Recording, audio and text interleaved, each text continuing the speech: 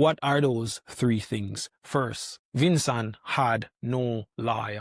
He had no legal representation at any time, not at the police station, not during his trial.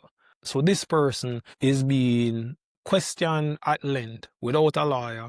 And when it comes to a trial, he has no lawyer, even though he says that he requested an attorney earlier on. The police claim that they told him he had a right to a lawyer, and he said, no man, I straight, y'all don't get me. But his evidence at the voir dire was that he asked for a lawyer and the officers had beaten him and told him he did not need an attorney. This is consistent, the Privy Council said, with the fact that he had not signed the relevant section of the detention record informing him of his right to an attorney.